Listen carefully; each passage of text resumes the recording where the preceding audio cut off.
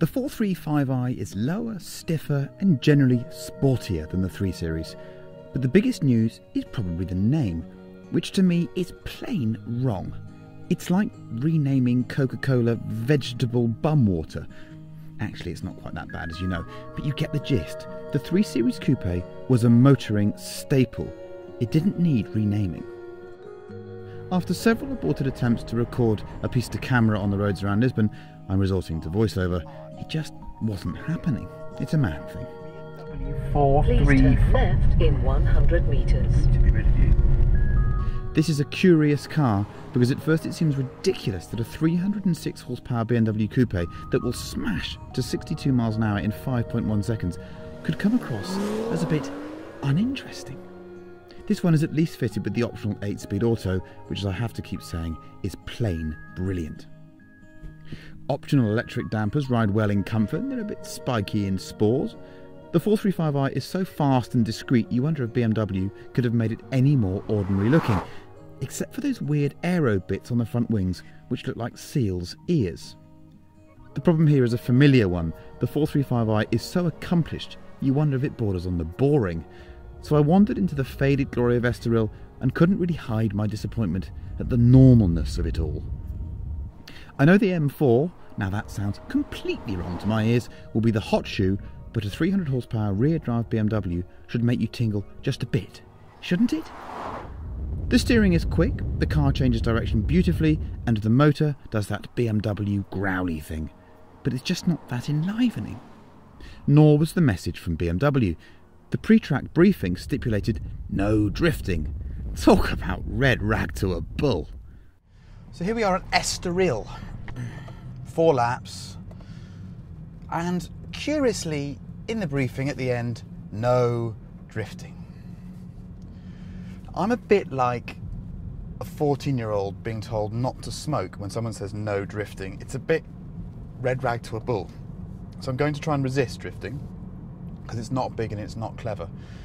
But this is a rear-wheel drive BMW, and what are rear-wheel drive BMWs for, if not to kind of play with the back of the car? Isn't that the whole point? Otherwise you just buy an Audi, don't you? I don't know. We'll discuss that later on. What have we got here then? We have a strange car, because this is £10,000 more than an M135i, and yet it has less torque. So I'm not quite sure what they're trying to do in performance terms.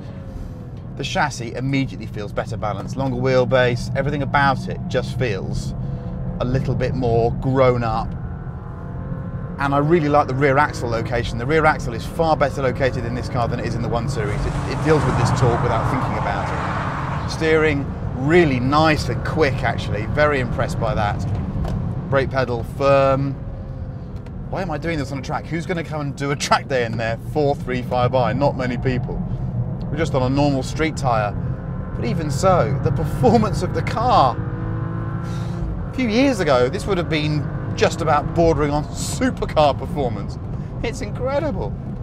Transmission, lovely. This 8-speed ZF. I know I crap on about it, but it's just so good.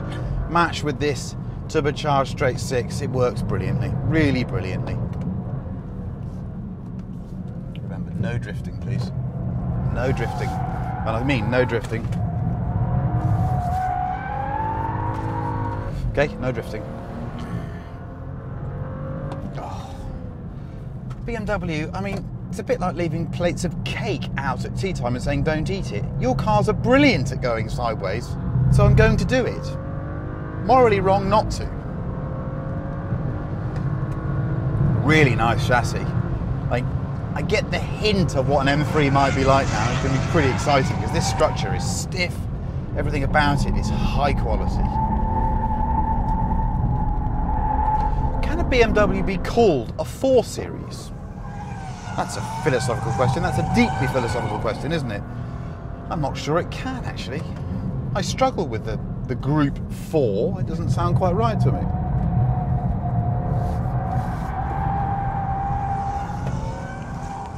This car has more performance than most of the people that buy it will ever need, okay? It really does.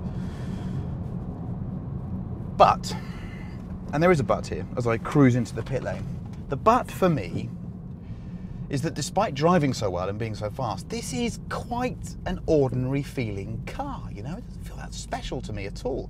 Well over 40 grand in the UK. Cabin is quite ordinary 3 Series. The whole thing is quite ordinary. Leaves a lot of space for the M3. A lot of space for the M3. And so underneath all that gloss and perfection, there really is a very good performance car. One that keeps BMW well ahead of its German rivals in this particular sector. And, as if to acknowledge the fact that it might need some added spice, BMW will be offering a load of M performance modifications as aftermarket parts. Suspension, brakes, a locking differential and a power kit that adds 34 horsepower and 37 foot-pounds of torque, taking it back up to kind of M135i levels of poke. The only problem is, they didn't let us drive one. Just remember, no drifting.